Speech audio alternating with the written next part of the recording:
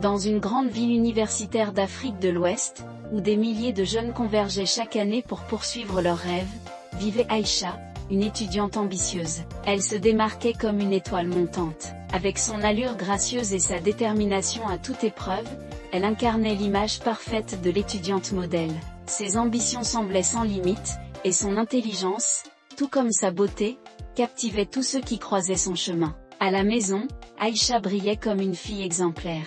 Toujours souriante, elle aidait sa mère dans les tâches ménagères et veillait à ce que tout soit en ordre. Son ton était toujours respectueux, ses gestes empreints de tendresse, et ses parents voyaient en elle une véritable bénédiction. Pour eux, Aïcha représentait tout ce qu'ils avaient toujours espéré, une enfant obéissante, ambitieuse, et porteuse de leurs rêves. Elle semblait incapable de leur apporter autre chose que de la fierté. Dans l'école, Aïcha était l'élève que tout le monde admirait. Toujours assise au premier rang, un cahier ouvert et un stylo en main, elle semblait absorbée par les leçons. Ses réponses précises et pertinentes lors des cours laissaient ses professeurs impressionnés, tandis que ses camarades la prenaient souvent pour une source d'inspiration. On la voyait rarement distraite ou impliquée dans des bavardages inutiles. Son regard sérieux, sa posture droite et sa manière polie de s'adresser aux enseignants renforçaient cette image d'élève irréprochable.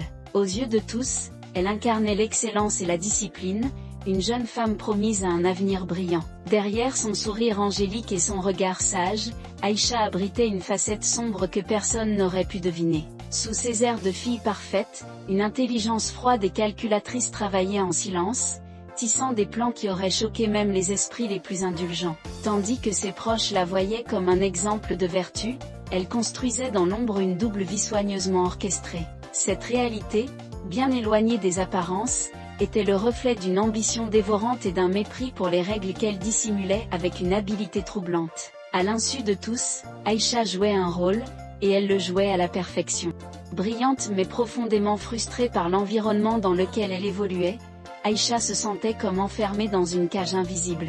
Le système académique, qu'elle avait d'abord admiré pour son apparente équité, s'était révélé être un champ miné de favoritisme, de corruption et d'injustice. Les efforts qu'elle déployait pour se démarquer semblaient dérisoires face à un univers où les mérites individuels pesaient peu. Les étudiants moins compétents, mais mieux connectés ou plus complaisants, grimpaient les échelons tandis qu'elle, malgré son excellence et son ambition, restait dans l'ombre. Son intelligence, pourtant, aurait dû être une clé pour ouvrir toutes les portes. Mais dans ce contexte dévoyé, c'était devenu un fardeau, un rappel constant qu'elle jouait un jeu dont les règles étaient biaisées. Plutôt que de se résigner à devenir une simple victime de ce système, Aïcha se mit à observer avec une précision chirurgicale les failles qui l'entouraient. Elle analysait les comportements, écoutait les murmures, et commençait à comprendre qu'elle n'était pas la seule à porter des secrets. Certains de ses professeurs, figures d'autorité censées représenter l'excellence et la droiture,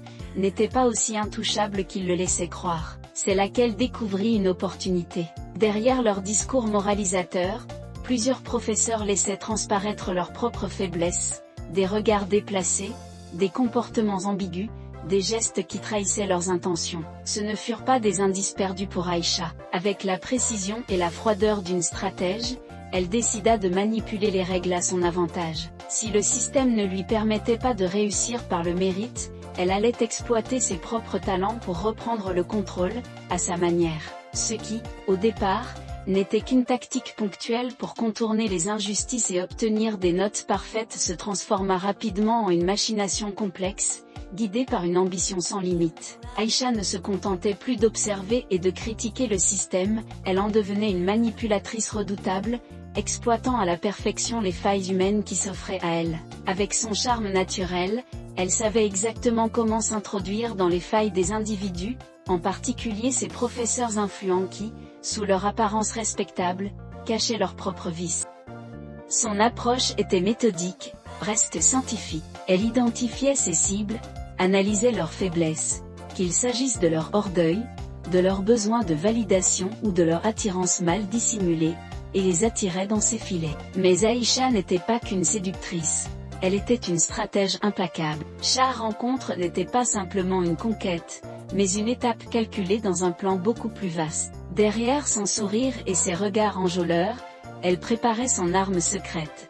des vidéos et des enregistrements soigneusement réalisés à l'insu de ses victimes. Au début, ces demandes semblaient presque innocentes en comparaison de ce qui allait suivre. Elle se contentait de négocier des notes scolaires parfaites, des recommandations flatteuses qui ouvraient des portes, et des privilèges académiques qui asseyaient encore davantage son image d'élève exemplaire. Elle était brillante, et maintenant, elle était intouchable. Grâce à ces preuves compromettantes, elle avait les moyens de maintenir ces hommes sous son contrôle, tout en renforçant la façade irréprochable qu'elle présentait à ses camarades et à sa famille. Mais ce n'était que le début. Derrière chaque avantage gagné, Aïcha prenait goût au pouvoir, et son esprit commençait déjà à élaborer des plans encore plus ambitieux, des manipulations encore plus sombres. Cependant, l'appât du gain ne tarda pas à brouiller ses motivations initiales. Constatant à quel point ses professeurs étaient prêts à tout pour préserver leur réputation et éviter le scandale,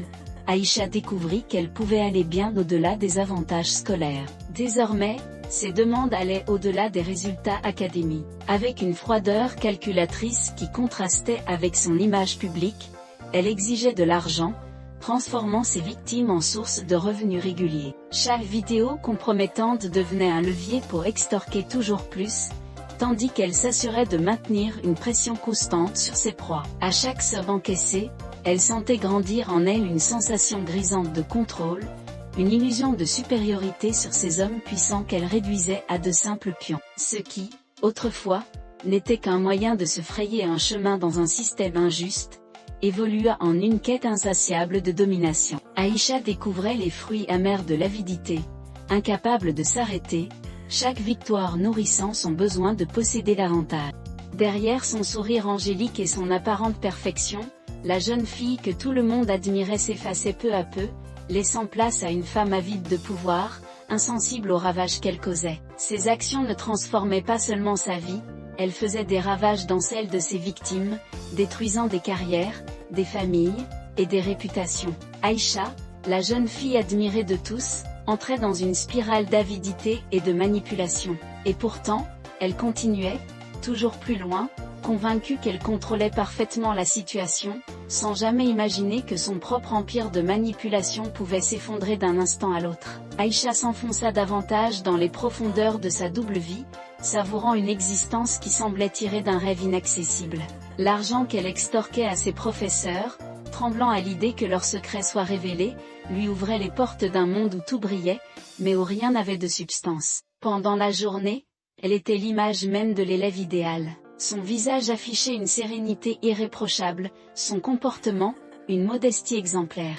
Ses professeurs la citaient en exemple, ses camarades la considéraient comme un modèle à suivre, et ses parents continuaient à l'idolâtrer sans jamais soupçonner le théâtre qu'elle jouait. Mais lorsque la nuit tombait, Aïcha se métamorphosait. Elle pénétrait dans les clubs les plus exclusifs, où l'air était saturé de musique enivrante, de promesses illusoires et d'excès flamboyants. Là, elle n'était plus l'étudiante modèle. Elle était une reine, une figure magnétique qui attirait tous les regards. Les bouteilles les plus chères ornaient ses tables, des étrangers, fascinés par son assurance et son allure luxueuse, cherchaient à l'approcher. Chaque soirée était une scène, et elle en était la vedette. Les sommes qu'elle dilapidait lors de ces nuits fastueuses témoignaient de son emprise totale sur ceux qu'elle manipulait. Elle s'enveloppait dans des robes de haute couture, arborait des bijoux étincelants et parlait avec une confiance qui démentait son statut d'étudiante. Elle n'était plus une jeune femme cherchant à fuir un système corrompu, elle devenait une incarnation de cette corruption, vivant d'illusions et de contrôle. Malgré ses excès, Aïcha croyait garder le contrôle absolu sur sa vie. Aux yeux du monde, elle n'était qu'une étudiante modèle, une fille respectueuse et une camarade discrète. Mais chaque nuit où elle dépensait sans compter et flirtait avec le danger érodait davantage la façade qu'elle avait érigée. Les soirées où Aïcha brillait de mille feux devinrent son nouveau royaume, et elle en était la reine incontestée. Drapée dans des vêtements de luxe aux coupes impeccables, elle captait l'attention dès son entrée, chacun de ses pas affirmant son assurance inébranlable. Ses bijoux scintillants semblaient raconter une histoire de richesse et de pouvoir, et son regard déterminé laissait entendre qu'elle appartenait à un monde où tout lui était dû. Dans ces cercles de privilèges et d'excès, elle incarnait la perfection.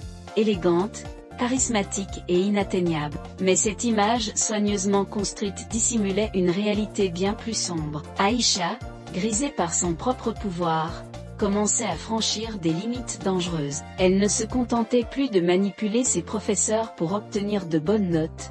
Leur soumission était devenue une évidence pour elle, une garantie qui lui permettait d'ignorer ses responsabilités académiques sans la moindre inquiétude. Les cours, autrefois essentiels à son ascension sociale, étaient désormais relégués au second plan. Elle les manquait fréquemment, préférant prolonger ses nuits de fête ou récupérer des excès de la veille. Pourtant, son imprudence ne s'arrêtait pas là. À chaque soirée, elle poussait les limites un peu plus loin, testant jusqu'où elle pouvait aller sans que son double jeu ne s'écroule. Les regards admiratifs qu'elle attirait, les flatteries et les cadeaux qu'on lui offrait alimentaient son ego, mais aussi son sentiment d'invincibilité. Aïcha croyait être intouchable, protégée par les preuves compromettantes qu'elle détenait. Aïcha vivait dans un équilibre précaire entre deux mondes, convaincue qu'elle tenait les rênes de son existence. Son mode de vie, bien que dévorant, lui semblait parfaitement contrôlé. Le regard fier de ses parents, convaincus qu'il investissait dans un avenir prometteur,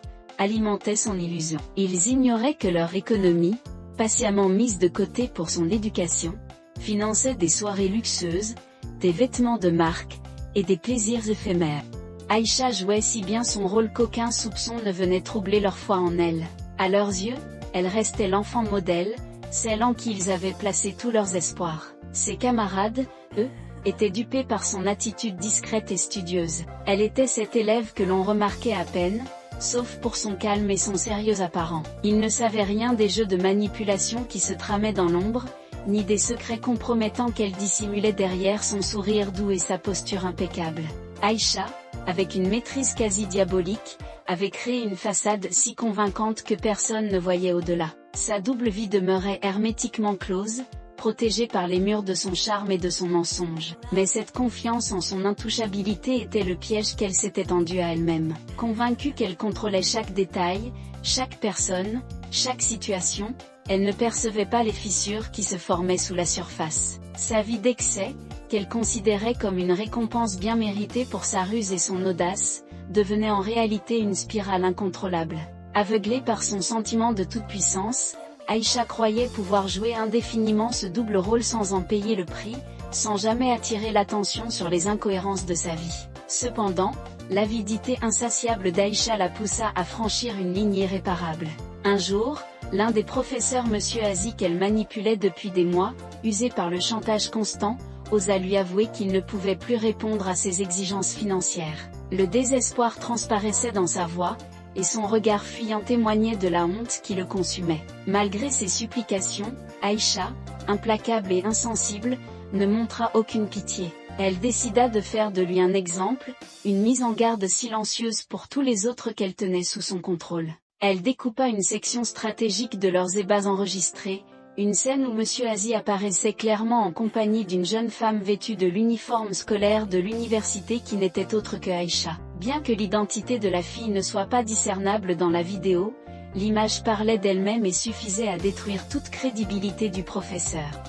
Le résultat fut immédiat et dévastateur. La vidéo se propagea à une vitesse fulgurante, alimentée par la curiosité et l'indignation des étudiants et du personnel. Sur les réseaux sociaux, elle devint virale en quelques heures, accompagnée de commentaires scandalisés et de rumeurs encore plus dégradantes. Dans les couloirs de l'université, elle était sur toutes les lèvres, des murmures outrés aux éclats de rire moqueurs, personne ne parlait d'autre chose. La réaction ne se fit pas attendre, la direction de l'établissement convoqua d'urgence le professeur pour qu'il s'explique face à des accusations aussi graves. Lors du conseil disciplinaire, les preuves furent présentées sans détour. Chaque image, chaque détail de la vidéo semblait accuser le professeur avec une clarté brutale. En dépit de ses tentatives désespérées pour se défendre, ses explications étaient noyées sous le poids de la honte et du mépris des membres du conseil. Les regards sévères et les silences pesants signalaient que son sort était scellé avant même la fin de la réunion. Quelques heures plus tard, la décision fut rendue publique. Le professeur était renvoyé sans la moindre possibilité de réhabilitation. Ce n'était que le début de son calvaire. L'humiliation publique s'étendit bien au-delà des murs de l'université, touchant sa vie personnelle avec une violence inouïe. Sa femme, dévastée par l'exposition de cette infidélité, refusa de lui accorder le moindre pardon. En quelques jours, elle quitta le domicile conjugal, emmenant leurs enfants avec elle. Ses amis et collègues, autrefois des alliés, prirent leur distance pour préserver leur propre réputation. Bientôt, il se retrouva complètement isolé, sa vie personnelle et professionnelle réduite en cendres. Sans emploi, sans soutien, et sans perspective, il plongea rapidement dans la précarité. Les dettes s'accumulèrent alors qu'il peinait à couvrir ses dépenses de base, et, incapable de maintenir un toit au-dessus de sa tête, il se retrouva à errer dans les rues de la ville. Cet homme autrefois respecté, symbole d'autorité et de savoir, n'était plus qu'une ombre, méconnaissable et brisée. Il sombra dans une spirale de désespoir, incapable de se relever du désastre qu'était devenu sa vie. Les mois suivants, on le vit errer dans les rues, l'air hagard, son visage marqué par la fatigue et la honte. Méconnaissable, cet homme autrefois respecté, qui dispensait son savoir dans des amphithéâtres remplis d'étudiants, était maintenant un sans-abri traînant son passé comme un fardeau insupportable.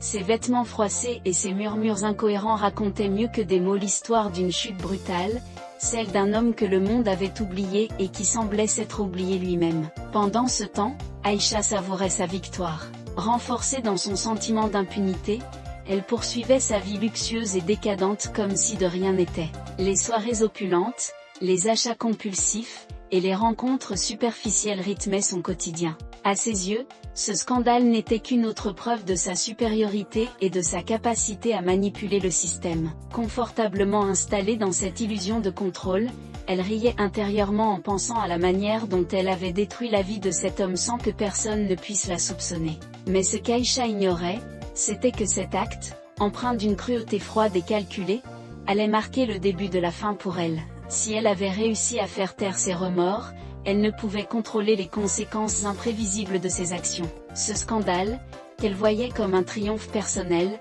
deviendrait la première pièce d'un effet domino qui mettrait en péril tout son monde soigneusement construit. Car, dans l'ombre, des forces commençaient à se mouvoir, et le prix de son impunité allait bientôt lui être réclamé. Après avoir vu sa vie détruite par les manipulations d'Aïcha, Monsieur Aziz, rongé par le désespoir mais animé par un désir de justice, décide qu'il ne peut pas rester les bras croisés. Il passe des nuits entières à réfléchir, à revisiter chaque détail de ce qui l'a conduit à sa chute. Peu à peu, un plan ingénieux commence à prendre forme dans son esprit. Ce ne sera pas seulement une vengeance personnelle, mais une démonstration éclatante qui exposera au grand jour le véritable visage d'Aïcha, celui qu'elle cache si habilement derrière son sourire angélique et sa fausse innocence. Monsieur Aziz, autrefois reconnu pour son intelligence et sa méthode, s'appuie sur ses forces. Il commence à rassembler des informations, des indices, et à observer discrètement Aïcha de loin. Sa détermination est renforcée par l'humiliation qu'il a subie et le souvenir de tout ce qu'il a perdu. Cette fois, il est prêt à retourner les armes qu'elle avait utilisées contre lui et à frapper là où elle s'y attendra le moins. Car si Aïcha pensait avoir tout prévu, elle ignorait qu'elle venait de provoquer un homme qui n'avait plus rien à perdre. Monsieur Aziz, conscient qu'il lui faut un allié capable de s'intégrer dans le cercle d'Aïcha sans éveiller de soupçons, décide de faire appel à son neveu, Abdoul. Ce dernier, un jeune homme charismatique, rusé, et doté d'un esprit vif, est déjà inscrit dans la même université qu'Aïcha. Son profil parfait pour la mission le rend indispensable. Abdoul était un jeune homme dont la personnalité captivante ne passait jamais inaperçue. Doté d'un charisme naturel et d'un sourire éclatant, il avait ce don rare de mettre à l'aise n'importe quelle personne qu'il rencontrait. Grand, athlétique, et toujours impeccablement habillé, il incarnait l'image du parfait étudiant, sociable, brillant, et respecté par ses camarades. Mais derrière cette façade charmante se cachait un esprit aiguisé, stratège, et doté d'une capacité impressionnante à observer et analyser les comportements humains. Issu d'une famille modeste mais très soudée, Abdoul avait grandi en apprenant la valeur du travail et de l'intégrité. Sa mère, une enseignante, et son père, un commerçant, l'avaient toujours encouragé à viser l'excellence sans jamais compromettre ses principes. Enfant, il était curieux de tout, passant des heures à démonter et remonter des objets pour comprendre leur fonctionnement. Cette curiosité innée l'avait suivi jusqu'à l'âge adulte, où il s'était spécialisé en sciences sociales, fasciné par les interactions humaines et les dynamiques de pouvoir.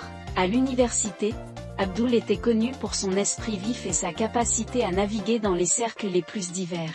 Il était autant apprécié des professeurs que de ses camarades, toujours prêt à rendre service ou à partager un moment de convivialité. Mais ce qui le démarquait vraiment, c'était son intuition hors du commun.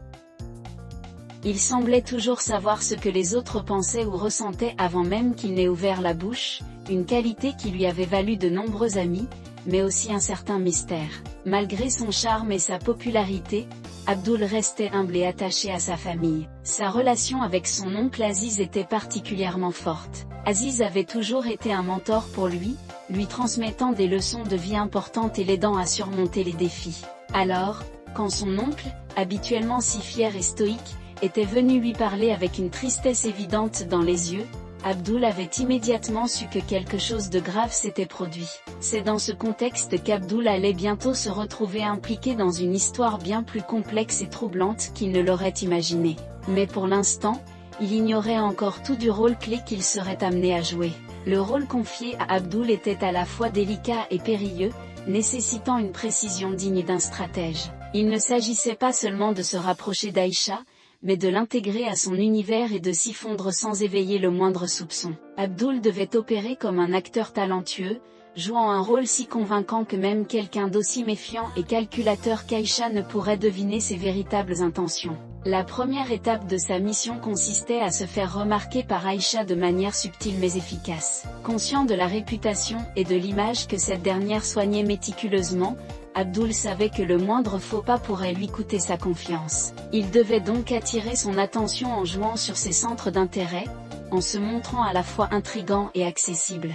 Pour cela, il comptait sur son charisme naturel et sa capacité à adapter son comportement en fonction de la personne qu'il avait en face de lui. Mais gagner l'attention d'Aïcha n'était que le début. Abdul devait ensuite se rapprocher d'elle progressivement, établissant un contact empreint de complicité et de subtilité. Il savait que pour atteindre son objectif, il devait devenir plus qu'un simple camarade ou une connaissance. Il devait s'élever au rang de confident, cette personne rare en qui elle se sentirait en sécurité et à qui elle pourrait se confier sans retenue. Pour cela, Abdul devait lui laisser croire qu'ils partageaient des intérêts communs, des valeurs similaires, et même des ambitions alignées. La mission devenait encore plus complexe lorsqu'il s'agissait de séduire Aïcha. Il ne suffisait pas de l'attirer, il devait la captiver. Abdul devait se rendre indispensable dans sa vie, devenir cette présence qu'elle attendrait avec impatience, cette voix qu'elle écouterait avec attention, et ce regard qui la ferait se sentir unique. Il devait agir de manière calculée mais sans jamais laisser transparaître l'ombre d'une manipulation. Une fois la confiance d'Aïcha acquise, la tâche d'Abdul deviendrait encore plus délicate. Il devait recueillir des preuves tangibles de ses activités, des documents, des messages, ou même des enregistrements qui exposeraient toute l'ampleur de ses actions. Il ne pouvait se permettre aucune erreur. Chaque détail devait être minutieusement observé et documenté sans qu'elle ne s'en aperçoive. Il devait comprendre ses habitudes, ses stratégies, et même ses faiblesses les plus profondes. Pour y parvenir, Abdul devait être patient, méthodique, et toujours un pas en avance sur Aïcha. Le moindre signe de méfiance de sa part pourrait compromettre des mois de travail et ruiner la mission.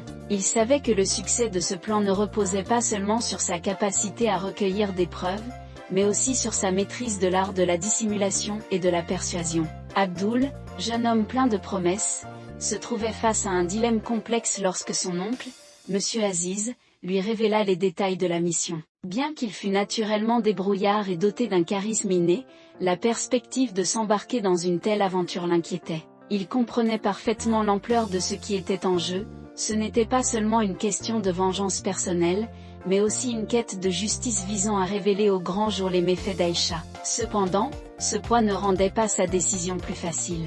Le récit de Monsieur Aziz, empreint de douleur et d'amertume, toucha une corde sensible chez Abdul.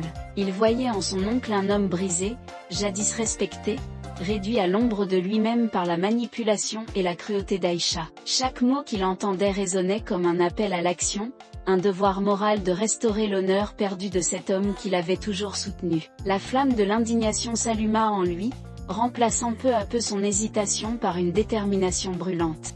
Ce n'était pas seulement l'injustice infligée à son oncle qui le motivait. Abdul ne pouvait tolérer l'idée qu'une personne comme Aïcha continue à prospérer dans le mensonge et la manipulation, détruisant des vies sur son passage. Le sentiment d'une mission plus grande, celle de mettre fin à son règne d'impunité, finit par l'emporter. Mais il savait que pour réussir, il devait maîtriser chaque aspect de la situation. Il n'y aurait pas de place pour l'improvisation ou l'émotion. Malgré cette détermination nouvelle, une part de lui restait consciente des dangers qui l'attendaient. Abdul savait qu'il ne s'agissait pas d'un simple jeu. La moindre erreur pourrait non seulement compromettre le plan, mais aussi mettre en péril sa propre réputation et son avenir. Aïcha n'était pas une adversaire ordinaire, elle était intelligente, manipulatrice, et surtout méfiante. Se rapprocher d'elle sans éveiller ses soupçons allait exiger un niveau de subtilité et de stratégie qu'il n'avait jamais expérimenté auparavant. Mais Abdul avait un atout majeur, son caractère adaptable et sa capacité à lire dans les gens. Ces qualités, bien que mises à rude épreuve, allaient devenir ses armes principales dans cette chasse complexe. Il comprenait que pour réussir, il devait se transformer en caméléon, capable de s'intégrer parfaitement dans l'univers d'Aïcha tout en conservant un contrôle total sur ses véritables intentions. Alors qu'il acceptait officiellement la mission, une certaine tension pesait encore sur ses épaules, mais elle était accompagnée d'une étincelle de détermination. Pour Abdul, c'était plus qu'une simple opération visant à recueillir des preuves, c'était une bataille personnelle, une chance de prouver qu'il pouvait non seulement protéger son oncle, mais aussi restaurer une certaine forme de justice. La chasse était désormais lancée, et Abdul, conscient de l'importance de son rôle, se prépara mentalement et émotionnellement à devenir l'acteur principal de ce plan audacieux. À partir de ce moment, chaque décision qu'il prendrait, chaque mot qu'il prononcerait, et chaque mouvement qu'il effectuerait devait être calculé avec une précision chirurgicale. Abdul savait qu'il entrait dans un jeu dangereux où la moindre erreur pourrait être fatale, mais il était prêt à relever le défi. Abdul, conscient que la clé de sa mission résidait dans une préparation méticuleuse, commença par collecter un maximum d'informations sur Aïcha. À l'aide des récits de son oncle et des observations personnelles qu'il entreprit discrètement, il reconstitua son emploi du temps, ses habitudes, ses goûts, et même ses petits rituels quotidiens. Il apprit qu'elle avait un faible pour les hommes confiants mais intellectuels, qu'elle adorait les discussions stimulantes, et qu'elle passait une partie de son temps dans les cercles de luxe où elle se délectait d'être au centre de l'attention. Ces détails, bien que mineurs en apparence, devinrent les pièces maîtresses de la stratégie d'Abdul. Lorsque l'heure fut venue pour Abdul de passer à l'action, il s'assura que chaque détail de sa première approche était pensé avec soin. Il comprenait que précipiter les choses risquait de le trahir, alors il opta pour une stratégie discrète mais redoutablement efficace. Dans un premier temps, il se fit volontairement voir à plusieurs reprises dans les lieux qu'Aïcha fréquentait, la bibliothèque universitaire, les salles de conférence, et même les soirées mondaines où elle aimait briller. À chaque apparition, il veillait à rester en arrière-plan, suffisamment visible pour attiser la curiosité, mais pas assez pour sembler insistant. Sa démarche était calculée, il soignait son apparence pour dégager une élégance naturelle, tout en affichant une attitude détendue et confiante. Il laissait échapper des bribes de conversation intelligentes ou amusantes lorsqu'il discutait avec d'autres, sachant qu'Aïcha, toujours à l'affût des esprits brillants, ne manquerait pas de le remarquer. Il savait que pour capter son attention, il devait éveiller son intérêt avant même de lui adresser directement la parole. Le jour où leurs chemins se croisèrent véritablement, Abdul choisit un cadre idéal, un café universitaire animé mais suffisamment intime pour permettre une interaction spontanée. Il entra dans le café, repérant Aïcha assise à une table entourée de quelques amis, discutant avec énergie. Au lieu de se précipiter vers elle, il choisit une table voisine, s'installant avec un livre en main, simulant une absorption totale dans sa lecture. Il savait que son attitude mystérieuse et intellectuelle attirerait inévitablement son regard. Le moment venu, une occasion se présenta naturellement. Aïcha, faisant un commentaire vif et spirituel qui fit rire son entourage, capta son attention. Abdul saisit l'opportunité pour intervenir, lançant une réplique aussi intelligente que charmante qui fit mouche. Son ton était juste, ni trop intrusif, ni trop distant. Il s'excusa ensuite avec un sourire léger, comme s'il ne voulait pas s'imposer, mais le groupe, intrigué par son aisance, l'invita à se joindre à leur discussion. Pendant cette première interaction, Abdul déploya toute sa maîtrise. Il ne chercha pas à impressionner immédiatement Aïcha, au contraire, il se concentra sur le groupe, s'assurant de capter l'attention collective tout en dirigeant subtilement des regards et des remarques vers elle. Il écoutait attentivement, rebondissant sur ses idées avec une finesse qui laissait transparaître son intelligence. Aïcha, sensible aux échanges stimulants, ne put s'empêcher de noter sa présence. Elle était intriguée par cet inconnu qui semblait à la fois brillant et sûr de lui, sans chercher à s'imposer comme les autres. Ce premier contact, bien que bref, laissa une impression durable. Abdul quitta le café en jouant l'indifférence, laissant derrière lui une Aïcha légèrement troublée et curieuse. Il savait qu'il avait posé la première pierre de son plan, et désormais, il ne restait plus qu'à avancer méthodiquement, un pas après l'autre, pour s'immiscer dans la vie de la jeune femme sans qu'elle ne se doute de ses véritables intentions. Aïcha ne tarda pas à être profondément fascinée par Abdul. Il avait ce mélange rare de confiance et de mystère, un équilibre subtil qui le distinguait nettement des autres étudiants. Contrairement à ceux qui cherchaient à l'impressionner par des flatteries maladroites ou une admiration évidente, Abdul semblait la défier intellectuellement, répondant à ses idées avec une réflexion aiguisée et parfois même une pointe de contradiction. Cette capacité à tenir tête à ses arguments, sans pour autant être agressif, attisait encore plus son intérêt. Jour après jour, il tissa lentement un lien plus étroit avec elle. Ce qui commença par des échanges légers lors de discussions de groupe évolua rapidement vers des conversations plus intimes et personnelles. Abdul jouait habilement de sa présence, il n'était jamais trop insistant, mais toujours là au bon moment, prêt à lui prêter une oreille attentive ou à répondre à une de ses réflexions avec un commentaire perspicace. Aïcha se retrouva intriguée, puis séduite par cet étudiant qui semblait si différent de tous les autres. Sa stratégie, minutieusement élaborée, fonctionnait à merveille. Abdul avait compris que l'une des clés pour s'approcher d'Aïcha était de créer une dynamique où elle ressentirait le besoin de le connaître davantage. Il alternait entre des moments où il se montrait accessible, partageant quelques anecdotes de sa vie, et d'autres où il gardait une certaine distance, éveillant ainsi une curiosité presque compulsive chez elle. Elle voulait percer ses mystères, comprendre ce qui se cachait derrière cet air calme et confiant. Lorsqu'il se retrouvait seul, Abdul s'attachait à la mettre en valeur. Il ne parlait jamais trop de lui-même, préférant l'écouter parler de ses rêves, de ses frustrations face au système universitaire, et de ses ambitions pour l'avenir. Il posait des questions pertinentes, qui donnaient à Aïcha l'impression qu'il était sincèrement intéressé par ce qu'elle avait à dire. Peu à peu, elle se sentit en confiance, prête à partager des choses qu'elle n'aurait jamais confiées à d'autres. Avec une précision presque chirurgicale, Abdul exploitait chaque interaction pour en apprendre davantage sur elle. Ses failles, ses frustrations, ses secrets, tout ce qu'elle dévoilait devenait une pièce du puzzle qu'il assemblait méthodiquement. Et, en même temps, il travaillait à lui faire croire qu'elle avait trouvé quelqu'un qui comprenait véritablement son esprit, quelqu'un qui voyait au-delà de la façade parfaite qu'elle présentait au monde.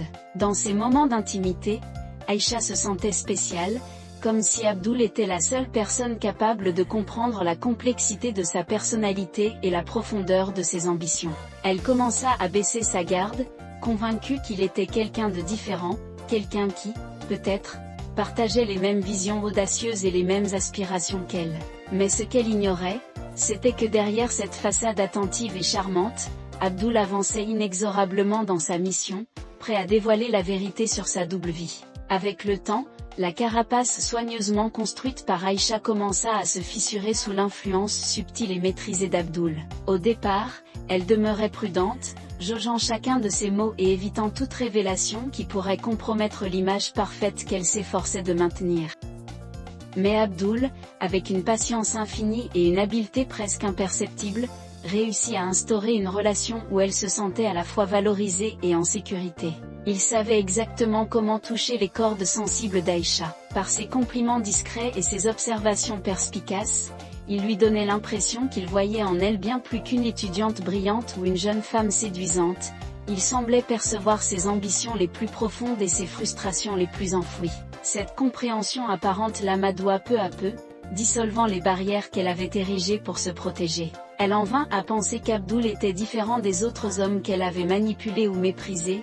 Il ne semblait pas motivé par un désir égoïste ou une simple fascination pour son apparence. Au contraire, il paraissait sincèrement captivé par son intelligence et sa complexité. Jour après jour, la méfiance naturelle d'Aïcha s'effaça davantage. Elle commença à baisser sa garde, se persuadant qu'elle avait enfin trouvé quelqu'un qui la comprenait, quelqu'un qui ne la jugerait pas pour les choix qu'elle avait faits. Ce sentiment de connexion profonde était nouveau pour elle. Elle n'avait jamais permis à quiconque de s'approcher aussi près de ses vérités cachées. Flattée par l'intérêt constant qu'Abdul lui portait, elle se sentit en confiance, oubliant que derrière son sourire et ses paroles rassurantes, il y avait un objectif bien précis. Au fil des semaines, Aïcha se surprit à partager avec Abdul des fragments de sa double vie. Cela commença par des anecdotes légères et innocentes, des récits teintés d'arrogance où elle évoquait à demi-mot son contrôle sur certains professeurs ou ses escapades nocturnes dans les cercles de l'élite. Abdul, toujours attentif et jamais jugeant, l'écoutait avec une fascination feinte qui ne faisait que renforcer son envie de parler davantage. Encouragée par son apparente admiration et son absence de critique, elle laissa échapper des détails plus personnels, des confidences qui, isolées, semblaient anodines, mais qui, mises bout à bout, dévoilaient une image troublante de sa véritable vie. À mesure qu'elle s'ouvrait, elle se sentait paradoxalement plus puissante et plus vulnérable. Elle aimait l'idée qu'Abdul, ce garçon si différent des autres, la comprenne et l'accepte telle qu'elle était.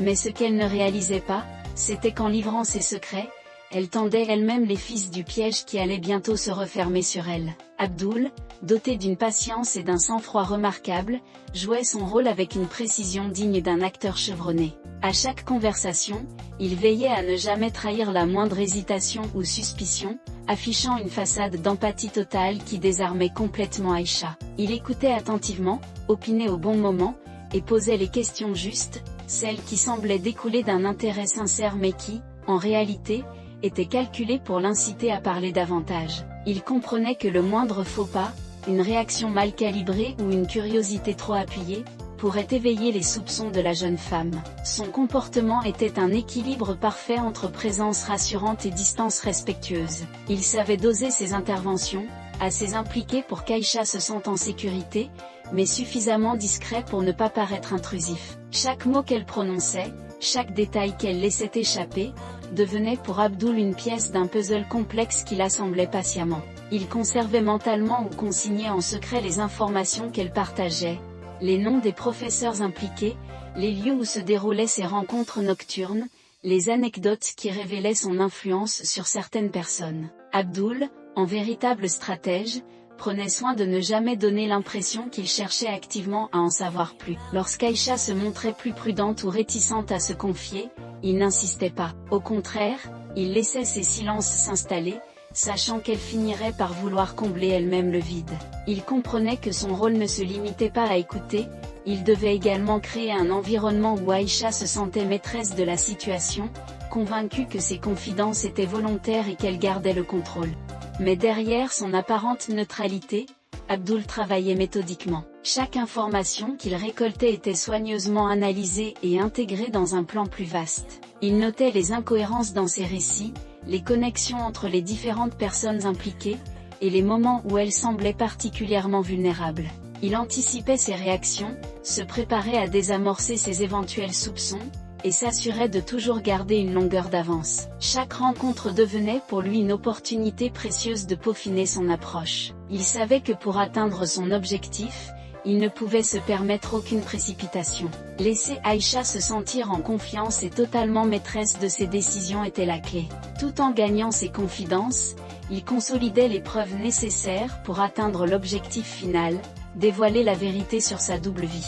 Et plus il avançait dans son plan, plus il se rapprochait du moment où le masque tomberait, révélant à Aïcha qu'elle avait, sans le savoir, confié ses secrets à l'ennemi. Aveuglée par son arrogance et convaincue de sa supériorité intellectuelle, Aïcha ne percevait aucun danger dans sa relation avec Abdul.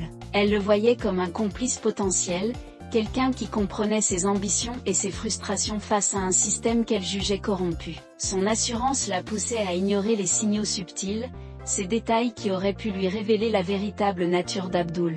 À ses yeux, il n'était qu'un homme charmé par son esprit et son mystère, incapable de représenter une quelconque menace. De son côté, Abdul poursuivait son plan avec une détermination sans faille. Chaque geste, chaque mot, chaque interaction était minutieusement calculée pour éviter de trahir ses véritables intentions. Il savait qu'il évoluait sur une ligne mince, où la moindre erreur pourrait éveiller les soupçons d'Aïcha et anéantir tout le travail accompli. Mais cette tension permanente ne faisait que renforcer sa résolution. Il n'agissait pas seulement pour son oncle, victime d'une injustice écrasante, mais aussi pour exposer la vérité et mettre un terme à la manipulation d'Aïcha. Abdul portait le poids de cette mission avec une maturité et un calme impressionnants, bien que la complexité de la situation ne cessât de le mettre à l'épreuve. La duplicité d'Aïcha et son habileté à manipuler son entourage étaient évidentes, mais Abdul savait qu'il devait garder la tête froide. Il prenait soin de noter mentalement chaque moment où elle se montrait imprudente ou vaniteuse, sachant que ces instants deviendraient des armes cruciales pour la faire tomber. Malgré le danger, Abdul était prêt à aller jusqu'au bout. Pour lui, cette mission n'était pas qu'une affaire de vengeance ou de loyauté familiale, elle représentait un combat contre une injustice flagrante et une chance de rétablir l'équilibre dans une situation profondément déséquilibrée. Il avançait avec prudence, mais chaque pas le rapprochait de son but, mettre fin à l'illusion d'Aïcha et révéler au grand jour la véritable nature de celle que tous croyaient intouchable. Alors que les preuves s'accumulent, M. Aziz et son ancien collègue, le professeur Diallo, mettent en place un plan minutieux pour exposer Aïcha devant toute l'institution. Diallo, toujours en poste à l'université et respecté par l'administration, se charge de la logistique de la réunion. Il use de son influence pour convaincre le directeur de l'école d'organiser un conseil exceptionnel, en avançant l'argument d'une nécessaire discussion sur l'intégrité académique et les performances des élèves. Pour attirer Aïcha et sa famille sans éveiller de soupçons, une convocation officielle leur est envoyée, prétextant une évaluation de son engagement académique. Ses notes étant excellentes, il est expliqué que l'université souhaite discuter de son avenir et de son implication au sein de l'établissement. Un motif suffisamment sérieux pour que ses parents, fiers de leur fille, y voient une opportunité plutôt qu'une menace. Pendant ce temps, M. Aziz et M. Diallo peaufinent les derniers détails de leur plan. Ils veillent à ce que tous les membres clés du conseil soient présents et mettent en place les équipements nécessaires pour présenter les preuves qu'Abdul a rassemblées. Les vidéos, les messages compromettants, et les enregistrements audio sont soigneusement organisés pour constituer un dossier accablant. Chaque pièce est classée selon son importance et son impact potentiel. Le jour de la réunion arrive, et tout est minutieusement préparé. La salle du conseil, habituellement réservée aux grandes décisions académiques, est remplie de figures influentes de l'université, administrateurs, professeurs et parents d'élèves. L'ambiance est lourde, empreinte d'une tension sourde, mais personne ne laisse transparaître ce qui est réellement en train de se jouer. Aïcha, accompagnée de ses parents, entre dans la salle sans soupçonner le piège qui se referme sur elle. Convaincue qu'il s'agit d'une simple formalité concernant son parcours académique, elle affiche une assurance tranquille, certaine de pouvoir manipuler la situation à son avantage comme elle l'a toujours fait. Ses parents, fiers de leur fille qu'ils croient irréprochable, sont assis à ses côtés, prêts à défendre son excellence scolaire. Le directeur de l'université ouvre la séance en rappelant l'importance de l'intégrité académique et du comportement exemplaire attendu des étudiants. Il jette un regard appuyé vers Aïcha avant de céder la parole à M. Diallo. Ce dernier se lève lentement, fixant la jeune femme d'un regard indéchiffrable. Il demande la permission de faire entrer M. Aziz vu qu'il n'a plus le droit d'enseigner à l'université. Le directeur hésitant accepte tout de même la présence de M. Aziz car M. Diallo a promis de tous lui expliquer plus tard. Lorsqu'Aïcha vit M. Aziz entrer dans la salle, elle sursauta mais garda par la suite son sang-froid. Puis, avec une voix posée mais ferme, M. Diallo commence à exposer les faits. D'abord, il parle des suspicions de fraude et des irrégularités dans les notes de certains étudiants. Ensuite, il évoque l'existence de preuves irréfutables mettant en cause une élève en particulier. À cet instant, Aïcha commence à sentir une légère tension, mais elle garde son calme, persuadée qu'elle pourra retourner la situation en sa faveur. Mais tout bascule lorsque M. Diallo fait signe à Abdul, qui se lève à son tour. Calmement, il sort un dossier et commence à diffuser les enregistrements audio et vidéo qu'il a patiemment récoltés. Les enregistrements défilent un à un, des vidéos la montrant en pleine négociation avec ses victimes, des messages où elle exige de l'argent ou des faveurs, et des détails accablants sur ses méthodes de manipulation. La salle plonge dans un silence glacé tandis que les images défilent, exposant sans l'ombre d'un doute la véritable nature des agissements d'Aïcha. Puis on commence à entendre des murmures choqués, Des exclamations d'incrédulité et des regards tournés vers elle et ses parents. Les parents d'Aïcha, abasourdis, la regardent avec une expression de confusion et de honte. Eux qui l'avaient toujours vue comme une enfant parfaite sont incapables de comprendre comment leur fille a pu mener une telle double vie. Aïcha, elle, reste figée, cherchant désespérément une échappatoire. Mais elle réalise rapidement qu'elle est prise au piège, face à des preuves qu'elle ne pourra jamais réfuter. À cet instant précis, le sol semble se dérober sous les pieds d'Aïcha. Son cœur cogne violemment dans sa poitrine tandis que son regard passe frénétiquement d'Abdoul à Monsieur Aziz, cherchant désespérément une explication, une faille, un moyen d'échapper à cette réalité brutale qui s'abat sur elle. Son esprit tourne à toute vitesse, tentant de comprendre comment elle a pu être dupée si habilement. Abdoul, d'ordinaire si tendre et complice, arbore maintenant un visage fermé, impassible.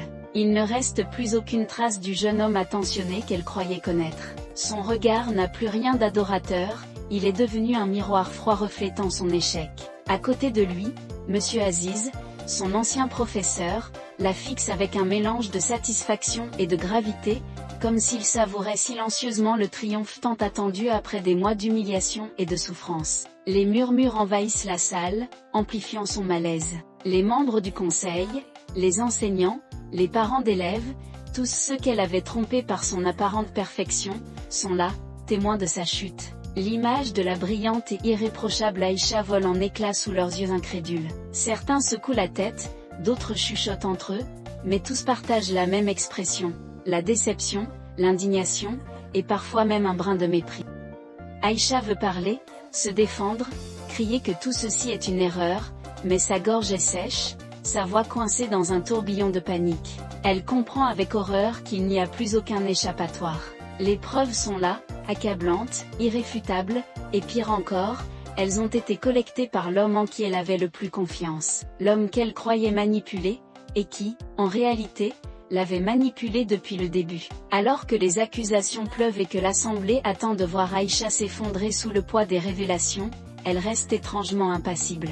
Lentement, un sourire narquois se dessine sur ses lèvres, un rictus presque provocateur qui jette un froid dans la salle. Ce n'est pas le sourire d'une coupable acculée, mais celui d'une adversaire qui vient de se souvenir d'un atout caché, d'une dernière carte à jouer. D'un regard perçant, elle balaie la pièce, s'attardant sur certains visages qui, jusqu'alors, avaient été silencieux, presque effacés. Ces hommes, membres influents du Conseil, ne figurent pas parmi ceux qui ont été dénoncés aujourd'hui. Ils n'ont été ni mentionnés, ni impliqués.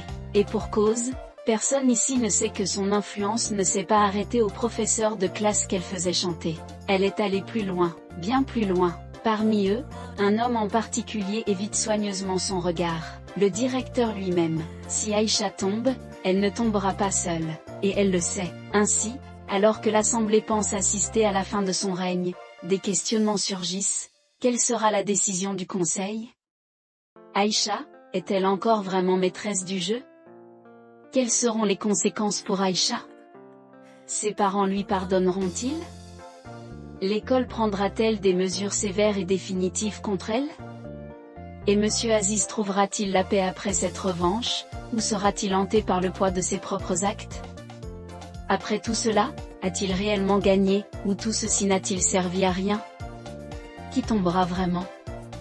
Qui manipule qui ? Préparez-vous pour la partie 2 de cette histoire car le jeu ne fait que commencer.